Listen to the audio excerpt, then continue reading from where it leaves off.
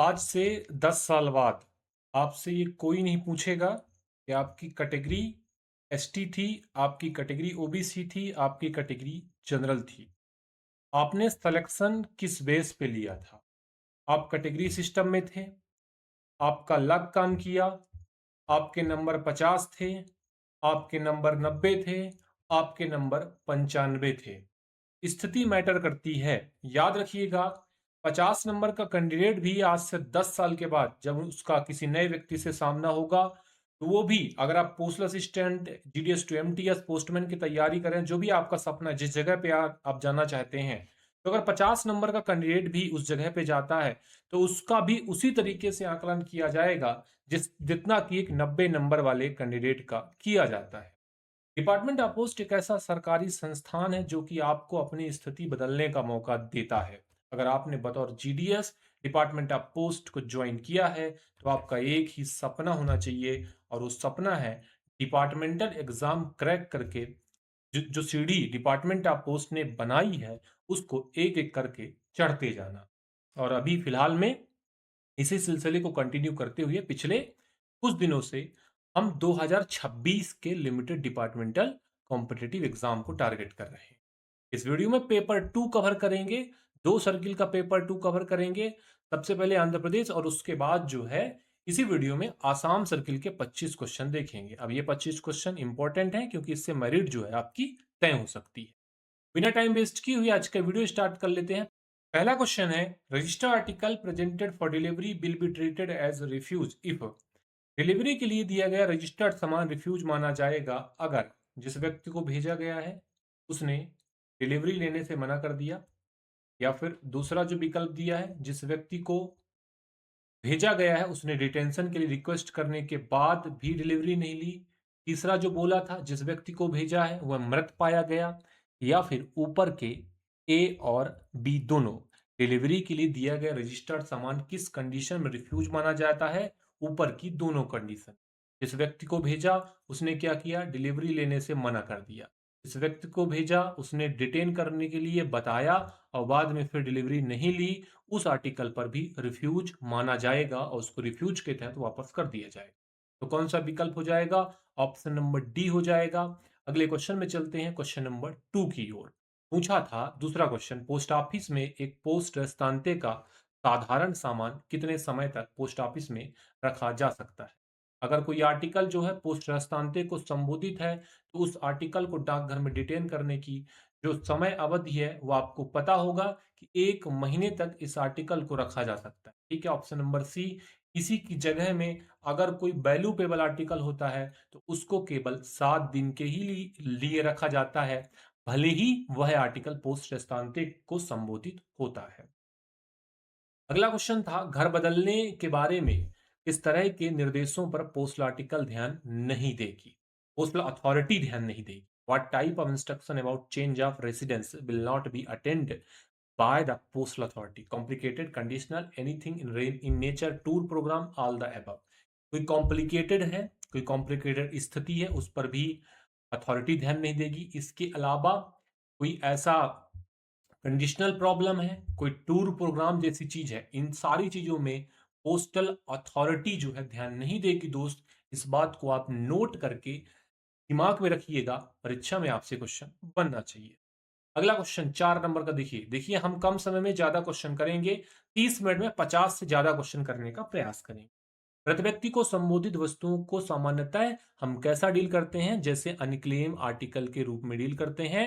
ये गाइड 1 का रूलिंग है, 88, 89, 90 के बीच में ये रूलिंग जो है आपको देखने को मिलेगा।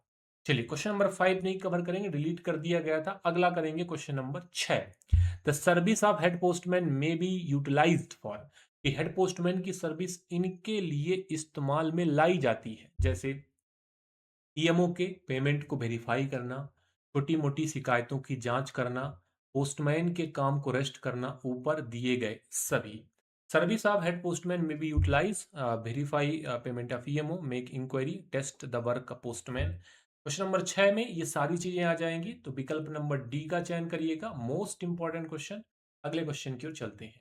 पोस्टमैन बुक कल भी बताया था, इस फॉर्म में रखा जाता है, MS-27 होता है। ठीक है, ये बात आपको ध्यान रख लेना है, इंपॉर्टेंट है। ऑप्शन नंबर सी करेक्ट हो जाएगा। चलिए, अ पोस्टमैन, 8 नंबर क्वेश्चन है। A postman forbidden to deliver any article on which, एक पोस्टमैन को कोई भी चीज डिलीवर करने से मनाही है जिस पर पोस्टेज बकाया है, कस्टम ड्यूटी बकाई है, कोई रकम ले जानी है। इन तीनों प्रकार के आर्टिकल में, है ना, डाक भार लेना है, कस्टम लेना है, कोई रकम लेना है, इन तीनों कंडीशन में पोस्टमैन को आर्टिकल डिलीवर करने से मना किया गया है। बात को आपने ध्यान रख लेना है। इंसोर्ट चीज को अनपढ़ एड्रेसी को डिलीवर करने के लिए क्या एक्शन लिया जाएगा? भेजने वाले को लौटा देंगे, इसके अलावा अंगूठे का निशान लिया जाएगा, गवाह से अटेस्टेड, अंगूठे का निशान, पोस्टमैन से अटेस्टेड, या इनमें से कोई नहीं। इंसोर्ड आर्टिकल किसी अनपढ़ व्यक्ति को डिलीवर कर रहे हैं, क्या कंडीशन हो सकता है? कंडीशन है अंगूठे का निशान और विटनेस के साथ। ठीक है, विटनेस से गवाह के साथ जो है उस अंगूठे के निशान को वेरीफाई करवाए। विकल्प नंबर बी ध्यान रखिए। चलिए, अगला क्वेश्चन 10 नंबर का। जब नाबालिग इतना बड़ा हो जाए कि ट्रांजैक्शन की भाषा समझ ले, तो ईएमओ का पेमेंट नाबालिग को कर सकते हैं, है ना। बेहद आसान क्वेश्चन था, क्योंकि हमने क्या पढ़ा है रूलिंग में? हमने रूलिंग में पढ़ा है कि नाबालिग जो होता है, यदि ट्रांजैक्शन की भाषा का मतलब होता है कि रुपए, अगर 100 रुपए है, 50 रुपए है, 500, 1000 है, उसको समझ लेता है, तो उसको हम स्वयं डिलीवर कर सकते हैं। एक पोस्टमैन की बीट जो होती है वो कौन तय करता है? पोस्टमैन की बीट सुपरिटेंडेंट बिल्कुल नहीं होगा, पोस्ट मास्टर। पोस्टमैन की बीट तय करने की जो अथॉरिटी है वो है पोस्ट मास्टर कॉन्सन, संबंधित पोस्ट मास्टर जो है ये काम करेगा। नेक्स्ट क्वेश्चन देखिएगा। बीपीएमओ की जानकारी वाला हिस्सा काटकर, intimation portion of BPMO should be cut off and return to sender, deliver to payee, return to postmaster, none of the above। क्या करेंगे? भेजने वाले को लौटाएंगे, पाने वाले को डिलीवर करेंगे, पोस्ट मास्टर को लौटा दिया जाए।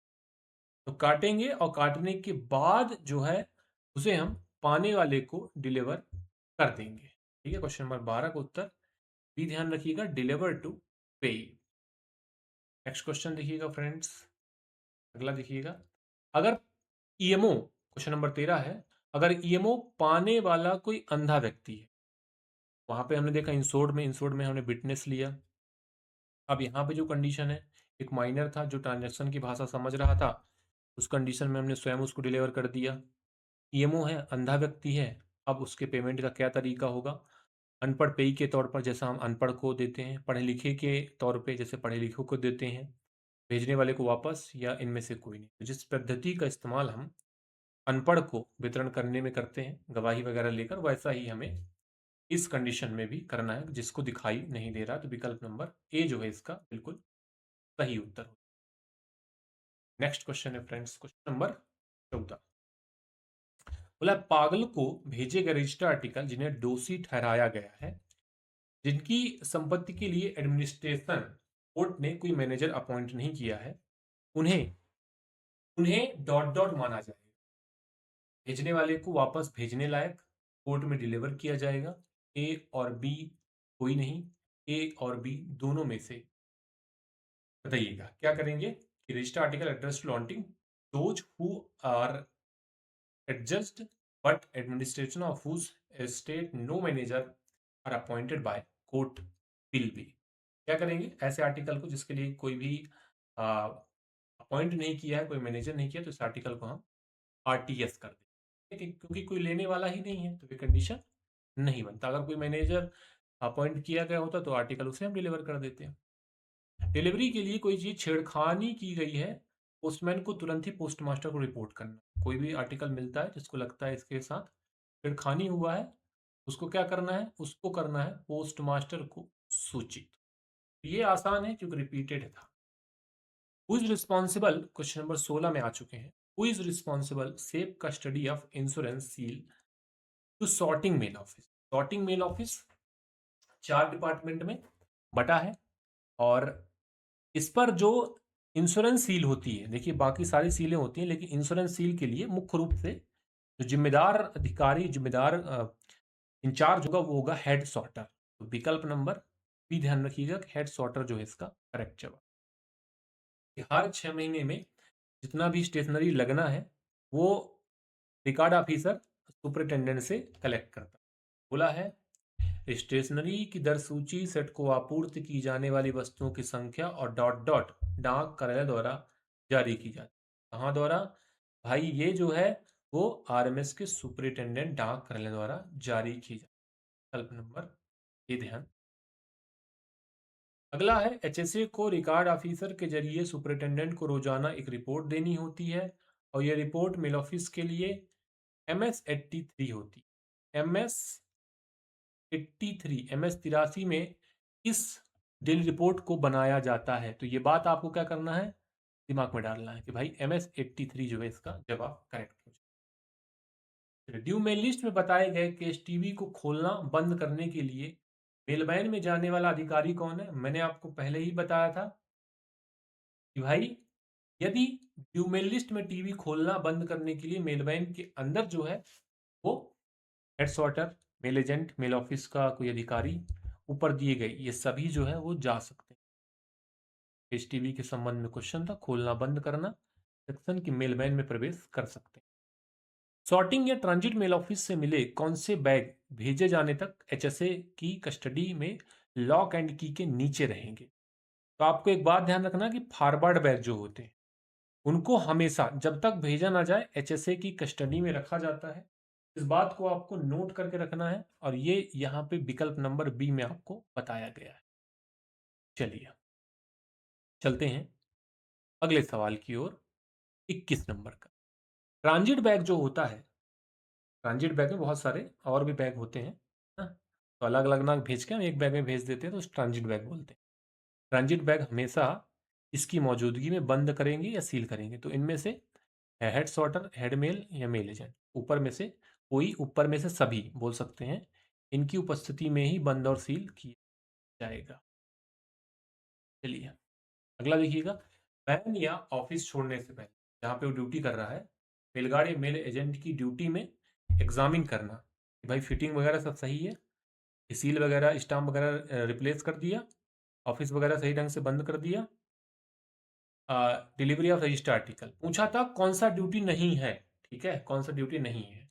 तो ऊपर की 3 ड्यूटी है, आर्टिकल डिलीवरी करना उसकी ड्यूटी में नहीं आता, तो विकल्प नंबर डी को याद करिए। बाकी ऊपर 3 जो है वो ड्यूटी है और ये हमें तो 5 में बताया गया वॉल्यूम 7 में कि क्या क्या उसकी ड्यूटी हो। सुपरवाइजर स्पीड पोस्ट सेंटर जो होते हैं, स्पीड पोस्ट सेंटर एनएसएच के जो सुपरवाइजर होते हैं वो भी MS-83 का ही उपयोग करते हैं डेली रिपोर्ट के लिए। तो ये भी बात आपको ध्यान रख लेना। ठीक है, अगला देखिए 24 नंबर क्वेश्चन है। कौन किसी अनुभाग के डाक एजेंट या डाक गार्ड को आगे भेजने के लिए डाक प्राप्त करने पहले ही अपनी डाक वितरित करने के लिए अधिकृत करेगा ताकि बैन में जगह बन सके? बड़ी संख्या में बैगों का आदान प्रदान होता है। Who will authorize the mail agent, mail guard section deliver to his mail before receiving those? पहले वो डिलीवर करे रिसीव करने से पहले। Onward submission order to make room in the van where large number of bag exchange. इसको बदलने का authority, इसको करने का अथॉरिटी जो है सीपीएमजी है, डिवीजन का हेड है, सॉर्टिंग ऑफिस का हेड है, ये सभी है। तो ये पावर जो है किसके पास है? हेड ऑफ सर्कल के पास है, सीपीएमजी के पास है, के लिए वो अथोराइज कर सकता। चलो भाई देखो अगला क्वेश्चन है। आरएमएस के सेक्शन में हर सेट को दिए जाने वाले पोर्टफोलियो का हिस्सा नहीं होगा। पोर्टफोलियो में back seater, due mail list, work paper, bundle of work paper, ठीक है, लेबल ऑफ बैग्स, ये सारी चीज़ें होती हैं। फर्स्ट एड बॉक्स होता है, पोकर होता है ना, कैंची होती है, सुई होती है, सारी चीज़ें होती हैं। क्या नहीं होता है? तो ये रेवेन्यू स्टाम्प नहीं होता। ठीक है, ये हमने आंध्र प्रदेश के 25 क्वेश्चन किए हैं। अभी हम जो कवर करेंगे वो होगा आपका आसाम का, है ना, क्योंकि हमारे पास समय कम है तो हम एक ही वीडियो में 50 क्वेश्चन खत्म कर रहे हैं और फटाफट से आपको उत्तर डाल देना है कि अगर आपसे इन सारे क्वेश्चन के उत्तर बन रहे हैं।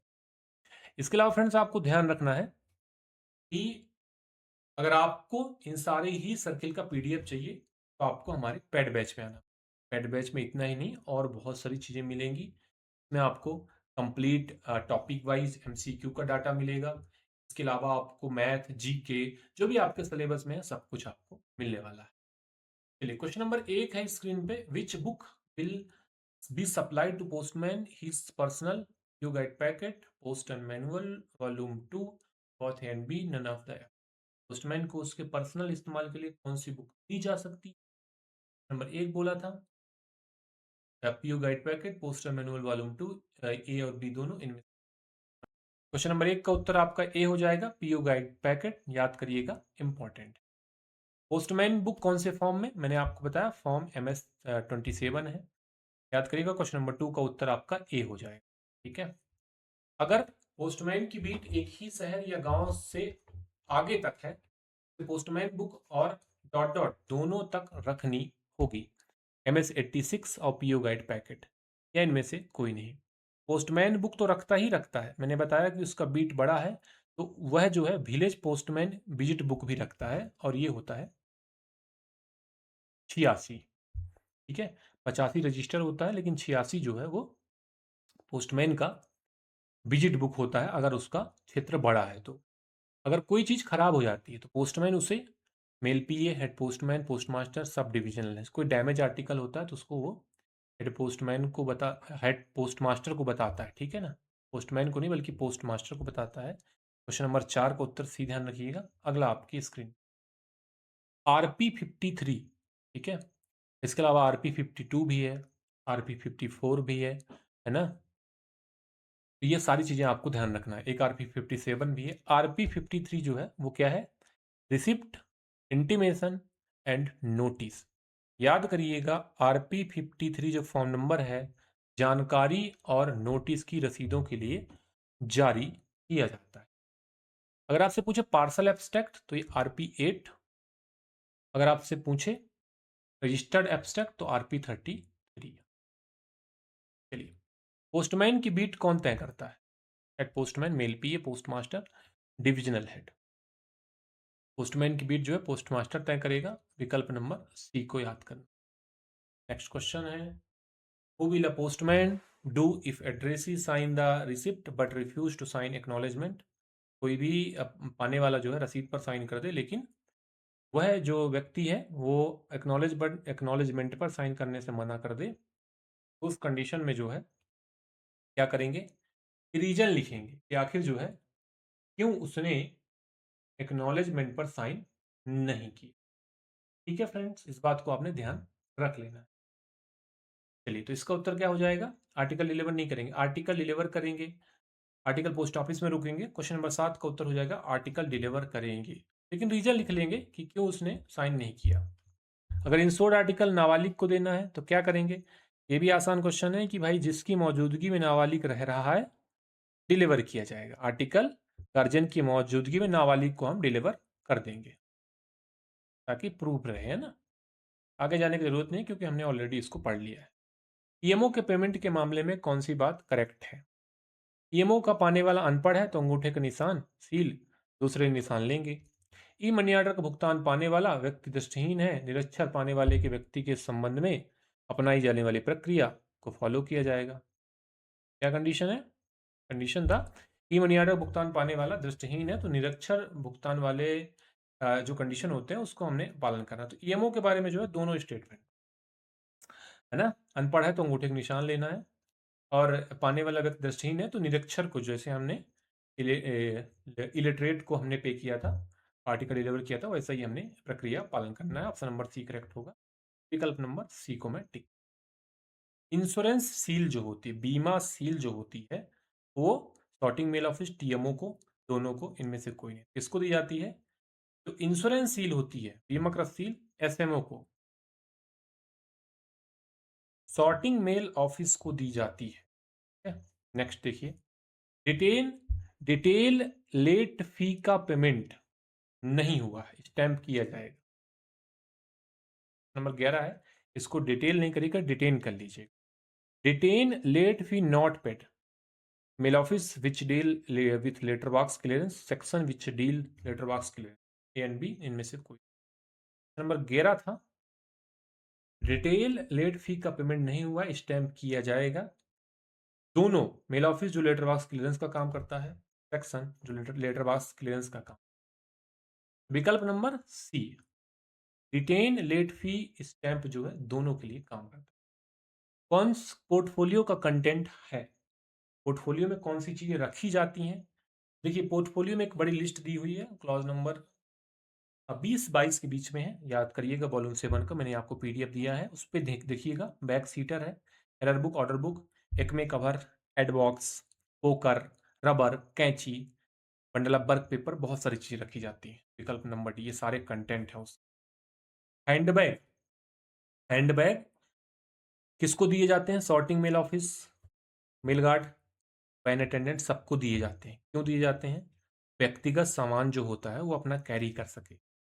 आरएमएस के इन सभी कर्मचारियों को, जिसमें सॉर्टिंग असिस्टेंट होता है, मेल गार्ड होता है, पैन अटेंडेंट होता है, इन सबको दिए जाते हैं, और ताकि वह पर्सनल सामान जो है उस बैग में कैरी कर सके। जो सेट की रफ नोटबुक से डेली रिपोर्ट कौन तैयार करेगा, सेट की रफ नोटबुक से डेली रिपोर्ट तैयार करने का काम हेड सॉर्टिंग असिस्टेंट करेगा। बिल्कुल सही बात है। और फिर उसको रिकॉर्ड ऑफिसर के जरिए बताइएगा कि डेली रिपोर्ट किस फॉर्मेट में। हमने अभी बताया MS 83, बार बार रिपीटेड क्वेश्चन है। अगला देख लीजिएगा, ट्रांजिट सेक्शन के लिए मेल एब्स्ट्रैक्ट किस फॉर्मेट में बनाया जाता है।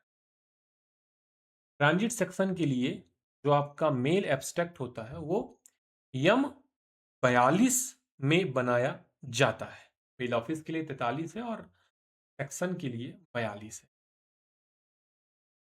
चलिए, सेक्शन में मेल लिस्ट डॉट डॉट में तैयार की जाती है, डुप्लीकेट ट्रिप्लीकेट दोनों, इनमें से कोई नहीं।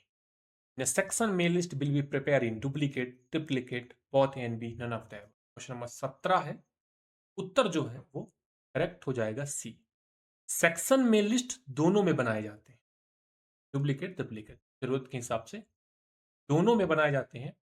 सेक्शन मेल लिस्ट जो है वो M1A होता है। मैं आपको एक चीज बता देता हूँ, यहाँ पे याद कर लीजिएगा आप सभी, बहुत इंपॉर्टेंट चीज है। देखिए सेक्शन का मेल लिस्ट, नहीं मेल लिस्ट, पहले मेल लिस्ट M1, सेक्शन का mail list M1A, due mail list, due mail list हो जाएगा M9, due bag list, due bag list हो जाएगा MS 74। ये सारी बातें आपको ध्यान रखनी पड़ेगी। चलिए, ट्रांजिट बैग कौन खोलेगा, ये मेलगार्ड या मेल एजेंट खोलेगा। 18 नंबर का उत्तर सी हो जाएगा, बेहद आसान क्वेश्चन। अगला है, सॉर्टिंग ऑफिस के लिए मेल एब्स्ट्रैक्ट इस फॉर्मेट में तैयार करते हैं। 82, 83, फिर 43, 42, कौन सा विकल्प होगा। मैंने बताया था कि मेल ऑफिस के लिए, सॉर्टिंग मेल ऑफिस के लिए क्या करते हैं, 43 को।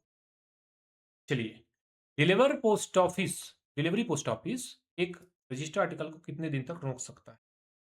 मैक्सिमम 7 दिन तक। डेली यूज में आता है आपके, है ना, अब आप सभी को ये सब पता है। नंबर 20 का उत्तर ए था। नेक्स्ट है, regarding delivery of register article to firm which statement correct. Register article को एक स्पेशल लिस्ट में डुप्लीकेट एंटर किया जाएगा। रजिस्टर आर्टिकल जिन पर कोई चार्ज है उनको स्पेशल लिस्ट में नहीं डाला जाता। ये बात आपको ध्यान रखना है। कौन सा सही है, दोनों सही है। रजिस्टर आर्टिकल डिलीवरी के बारे में एक स्पेशल लिस्ट में डुप्लीकेट में एंटर करेंगे, और जिन पर कोई चार्ज वसूला जाना है उन्हें इस पर हम नहीं एंटर करेंगे। तब जिस पर कोई चार्ज वगैरह ड्यू है उसको हम नहीं एंटर करेंगे। ऑप्शन नंबर सी जो है करेक्ट हो जाए। Non delivery town post office को ओवर वैल्यू इंश्योर्ड या VP आर्टिकल डिलीवरी के लिए ऑथराइज करने का अधिकार, SCI, divisional head, circle head, none of the above. Non delivery town post office को ओवर वैल्यू इंश्योर्ड आर्टिकल या VP आर्टिकल डिलीवरी के लिए ऑथराइज करने का जो अधिकार है वो अधीक्षक के पास है।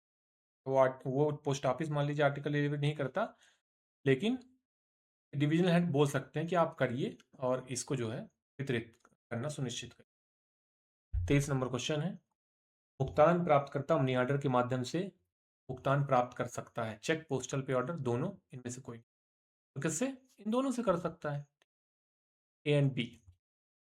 हम ये सीधा हमारे PDF से क्वेश्चन आया है, जो PDF हमने बनाया है टॉपिक वाइज एमसीक्यू का POG 1 से क्वेश्चन है, सीधा वहीं पे ये सेम टू सेम क्वेश्चन हमने तैयार किया था। फिर नेक्स्ट क्वेश्चन देखिएगा, हालांकि सारे के सारे क्वेश्चन ही मिल रहे हैं, लेकिन स्पेशली ये एग्जैक्ट इसी प्रकार का क्वेश्चन। किसी आर्टिकल के रिडायरेक्शन के बारे में कौन सा स्टेटमेंट गलत है? रिडायरेक्शन के बारे में, एक पोस्ट आर्टिकल को ट्रांजिट के दौरान इंटरसेप्ट और रिडायरेक्ट नहीं किया जा सकता, सही है भाई। पोस्ट आर्टिकल को सिर्फ उसी पोस्ट टाउन में रिडायरेक्ट किया जाएगा जिसके लिए एड्रेस है, ये भी सही है भाई। दोनों सही है ना, 24 का आपने ध्यान रख लेना है, दोनों सही है। लेकिन हमसे क्या पूछा था? हमसे तो गलत पूछा था ना, तो गलत तो कोई है नहीं। अब दोनों सही था है ना, तो गलत पूछा था, इनमें से कोई नहीं गलत है। ऑप्शन नंबर डी को टिक करें। हेड पोस्टमैन के कामों में क्या क्या शामिल है? जैसे पहला दिया है हेड पोस्टमैन को ऐसे पोस्टमैन के साथ जाने का आदेश जिससे डिलीवरी के लिए काफ़ी ज़्यादा कीमत के सामान दिए गए हैं। एक हेड पोस्टमैन को किसी भी पोस्टमैन को संभालने का ऑर्डर दिया जाता है जो कुछ समय के लिए गैर हाजिर हो। दोनों सही, 25 का ऑप्शन नंबर सी जो है करेक्ट हो जाए। ध्यान रखिएगा friends, option number C correct था 25 का। फिलहाल में इस वीडियो में हमने पहले तो आंध्र प्रदेश किया, दूसरे में हमने असम किया। और ये इंपॉर्टेंट क्वेश्चन है, ये सारे क्वेश्चन रिपीटेड होंगे। इतना कम सिलेबस है एमटीएस पोस्टमैन में कि क्वेश्चन बार बार रिपीट होंगे ही होंगे, मैं आपको गारंटी दे रहा हूँ। थोड़ा सा अवेयरनेस दिखाइएगा तो निश्चित रूप से आप 150 में 150 और 100 में 100 भी ला सकते हैं। चलिए, वीडियो अच्छा लगा है तो लाइक करिएगा, बहुत सारा मेहनत लगता है वीडियो बनाने में, तो एक लाइक जरूर करिएगा। बहुत सारी वीडियोस बनाने का ऐसा मोटिवेशन मिलता है। किसी भी क्वेश्चन में कोई दिक्कत है, कमेंट बॉक्स खाली है। चैनल को सब्सक्राइब नहीं किया, विभागीय परीक्षक एस्पिरेंट है, चैनल को सब्सक्राइब जरूर कर लीजिएगा। जुड़ने के लिए आप सभी का धन्यवाद।